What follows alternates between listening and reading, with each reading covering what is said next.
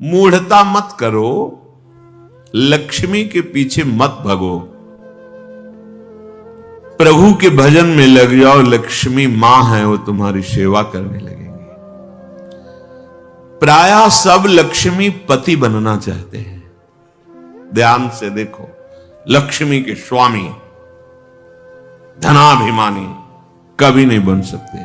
लक्ष्मी जी ने किसी का वर्ण ही नहीं किया। जब समुद्र से प्रकट हुई तो सब विराजमान थे। लक्ष्मी जी ने उनका वर्ण किया जो लक्ष्मी जी की तरफ देख भी नहीं रहे थे, श्री भगवान का। लक्ष्मी मां है, जगत माता है।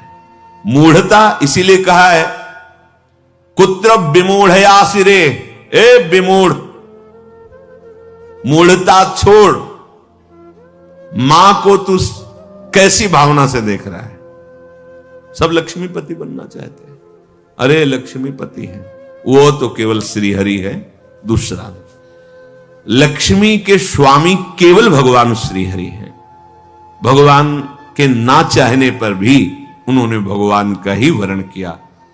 आप दासत्व स्वीकार करके प्रभु का जब भजन करेंगे तो लक्ष्मी मां है, आप उनके पुत्र हैं। वो भरपूर आपको जो कुछ चाहिए वो सब दे देंगे। बात मानो, समझो। मायापति है श्री कृष्ण, वो आप मायापति बनना चाहते हैं, थप्पड़े मारेंगी। गलत दृष्टि रखता है। हम सब आकांक्षा करते हैं कि लक्ष्मीपति बने। देखो अंदर से देखो, किसी कोई भाव आता है कि लक्ष्मी तो प्रभु की प्रिया है, प्रभु की प्रिय है, पत्नी है। अगर हम प्रभु का भजन करेंगे तो माता हम पर कृपा करेंगे, पर हम माता नहीं मानते और जानते हैं कि माता की तरह भरण पोषण लक्ष्मी जी के ही द्वारा हो रहा है, उन्हीं का वैभव। तो आप स्वामी मत बनिए, मूढ़ता त्यागिए। अगर आप लक्ष्मी के पीछे भागते हैं स्वामी बनने के लिए तो दंड ही मिलेगा। वैसे माता जी की पर्सनल सवारी जो है लक्ष्मी जी की, वो जानते हो क्या है? उल्लू। मतलब जो सार था वो मिला नहीं, असार में भटकते रहे। जब तुम ऐसा कुछ करोगे, अगर वो अकेले आए भी ना तो उल्लू बना देंगे। उल्लू बनाना जानते हो? उल्लू का दिन में प्रकाश में नेत्र काम नहीं करता है, अंधेरे में काम करता है। अर्थात जो लक्ष्मी को केवल स्वीकार करता है, आराधना की है, तो लक्ष्मी जी उसके दिमाग, क्योंकि आएंगे तो ना उसमें सवार होके, अब उसके दिमाग में ज्ञान के प्रकाश के लिए नेत्र नहीं रह जाएंगे। अज्ञान अंधकार में उसका काम करेगी बुद्धि। क्या ये भोग लूं, ये ऐसा करूं, अभिमान बढ़ाने वाला, वासना बढ़ाने वाला, दुर्गति में पहुंचाने वाला कार्य प्रारंभ हो जाएगा। विविध प्रकार के दोष प्रकट हो जाएंगे। नारायण को बुलाओ, प्रभु माता जी सहित पद, जानते हो क्या? अलग अलग सवारी में नहीं आती, फिर एक सवारी में आती है। कौन? गरुण जी में। गरुण जी में भगवान नारायण और लक्ष्मी। गरुण जी जिनके पंखों से वेद स्तुति हो रही, अर्थात दिव्य ज्ञान विज्ञान संपन्न और समस्त ऐश्वर्य भोग आपके पीछे डोलेंगे। ऐसा नहीं कि भक्त केवल भिखारी ही होता है। देखो अम्बरीश जी महाराज बड़े बड़े ऐसे महाभागवत दिव्य वैभव संपन्न और भगवान की अपार भक्ति में डूबे हुए। श्रीपाद करे विमूढ़ता, अर्थात मूढ़ता का त्याग करो और सर्वाधीश्वर युगल सरकार के चरणों का चिंतन करो। बेलवन में लक्ष्मी जी आज भी विराजमान होकर तप परायण है कि कभी किशोरी जी का आदेश आ जाए सेवा के लिए तो हम कृतार्थ हो जाए। वृंदावन में नहीं, बाहर यमुना की पल्ली पर विराजमान है। और इसलिए विराजमान है कि कभी लाडली जो इशारा कर दे किसी के प्रति, वो मुझे सेवा मिलेगी।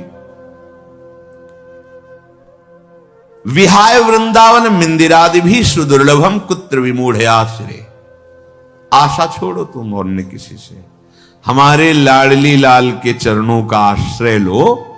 तो कह रहे हैं परम सुदुर्लभा शास्त्र मिलंति भक्तया, परम दुर्लभ प्रेम भक्ति भी मिलेगी और ऐश्वर्य भी मिलेगा। ये जब आप प्रिया प्रीतम के चरणों का आश्रय लिए वृंदावनाधीश्वर श्यामा श्याम का भजन कर रहे, तो क्या नहीं मिल जाएगा आपको।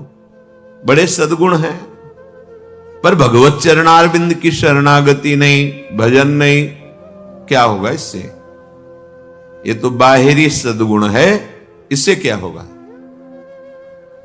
अगर प्रभु के चरणों का आश्रय नहीं तो ये बाहरी सद्गुण भगवत प्राप्ति थोड़ी करा सकते हैं।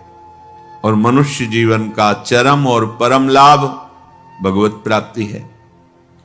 रूप विभवई, बड़े रूपवान हो, देह भाव से अपने रूप को देखकर गर्व करते हो कि मैं बड़ा सुंदर हूं। कितने दिन टिकेगी सुंदरता? दुर्गति ही करवाएगी, क्योंकि देह भाव से सुंदरता का आरोप मैं में कर लेने से भोगों की प्रियता बढ़ती है। भोगों की प्रियता दुर्गति का कारण है, बुद्धि का भ्रष्ट हो जाना है, सत्य वस्तु से पतित हो जाना है। तो किम रूपई, बड़े रूपवान हो, उससे क्या होगा? बार बार दर्पण में अपने रूप को देखकर गर्व करोगे और विषय प्रियता बढ़ेगी। श्रीपाद कह रहे हैं किम दानम, आप बड़े धनी हो, आपको गर्व है कि मैं गरीबों को देता हूं या किसी को भी देता हूं, इसे क्या होगा? तुम्हारा अभिमान पुष्ट होगा, तुम्हें जो पुण्य का है वो और लाभ मिलेगा, 1 की जगह 1 लाख दे देगा। इतने में तुम अभिमान से युक्त हो, और बढ़ जाएगा तो और अभिमान बढ़ेगा, तो होगा क्या? दुर्गति। क्या होगा? सोचो, जिनका कोई अपराध नहीं था, बराबर गौदान करना, स्वर्ण से खूण मढ़वाकर, सींग मढ़वाकर दक्षिणा देना, घर दान करना, दान में ही लगे रहते थे महाराज नृग। चूक हो गई, जो ब्राह्मण दान नहीं लेता था उसकी गाय आ गई गौशाला में, उनको क्या पता, उन्होंने किसी ब्राह्मण को दान कर दिया।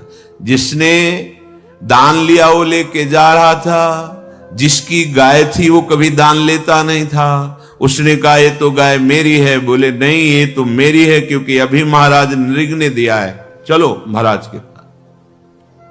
वहां गए, उसने कहा महाराज आपने गाय हमें दी? हां दी। उसने कहा महाराज फिर ये गाय मेरी है, ये आपकी नहीं है।